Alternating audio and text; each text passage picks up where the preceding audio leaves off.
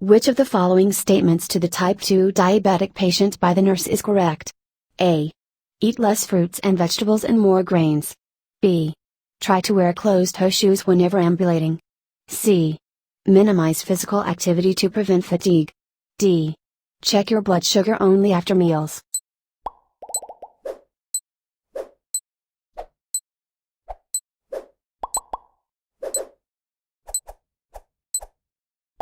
Answer is B.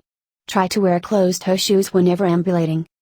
The correct statement by the nurse is that the patient should wear closed-toe shoes when ambulating. Patients with diabetes are at high risk for impaired sensation in their lower extremities and may develop wounds that are difficult to heal. Patients with diabetes should be encouraged to eat more fruits and vegetables as part of a healthy blood sugar regulating diet. Increasing physical activity is another way the patient with diabetes can regulate blood sugar levels. If the diabetic patient is checking blood sugars, the levels would normally be checked prior to meals, typically to determine a dose of insulin. A patient is being discharged with a new diagnosis of congestive heart failure. Which of the following statements made by the patient indicate understanding of the diagnosis? A. I can drink as much fluid as I want. B. I should notify my doctor if my feet start to swell. C. Weight gain of 3 to 5 pounds in one day is to be expected. D. It is normally to have difficulty breathing at night.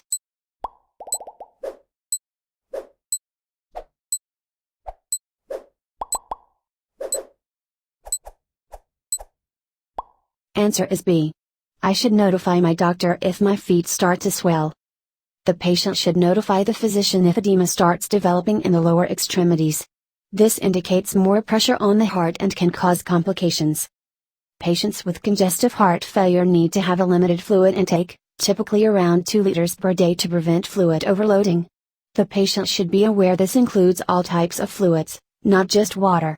Weight gain of 3 to 5 pounds in one day should be reported to the physician as this is a significant weight increase and may indicate fluid retention. The patient's medications may need to be adjusted.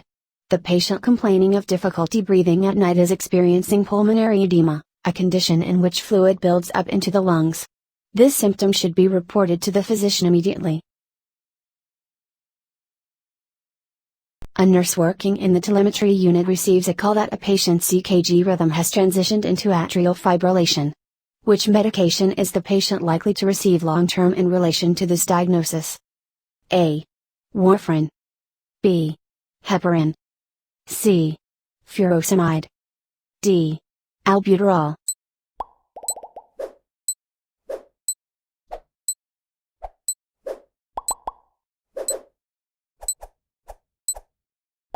Answer is A.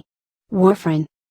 Warfarin is a common medication given long-term in the management of atrial fibrillation to prevent the development of blood clot, or thromboses, that can cause blockages in the heart or lungs.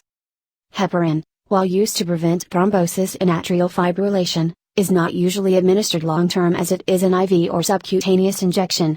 Furosemide is given as a diuretic in decreasing fluid retention. It is normally given to patients with congestive heart failure. Albuterol is typically a drug that is inhaled in the treatment of chronic obstructive pulmonary medication or asthma as a rescue medication. It is contraindicated in atrial fibrillation. A patient has incentive spirometry ordered 10 breaths 4 times a day after a cholecystectomy. The patient is asking why they need to perform this action. Which of the following would not be a reason the patient should use the incentive spirometer? A. To decrease lung capacity. B. To gently exercise the lungs. C. To improve recovery time. D. To prevent pneumonia.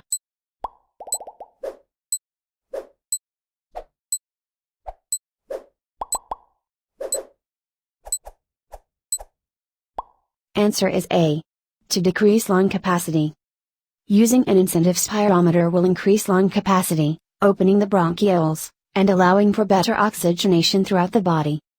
Using an incentive spirometer gently exercises the lungs and will encourage the patient to take long and deep breaths instead of short and shallow breaths which are common following surgery.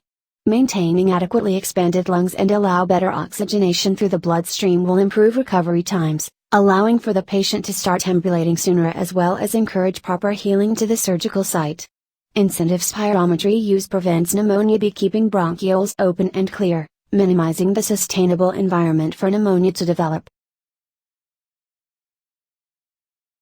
A nurse is changing the dressing for a post-op bilateral knee amputation patient.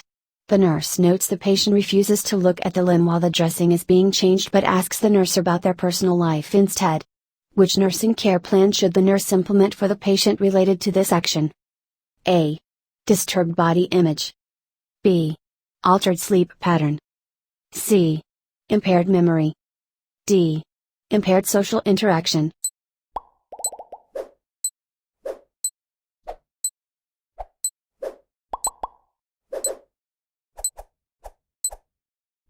Answer is A. Disturbed body image.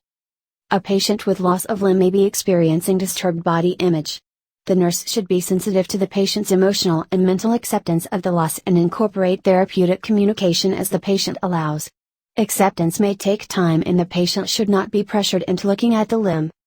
The patient may be experiencing altered sleep patterns related to the surgery, however the patient refusing to look at the limb indicates disturbed body image. The patient remembers the limb is there and is refusing to look at it, therefore impaired memory does not appear to be the issue. The patient does not appear to have any issues communicating with the nurse, so the patient is more likely experiencing disturbed body image related to the loss of the limb rather than impaired social interaction.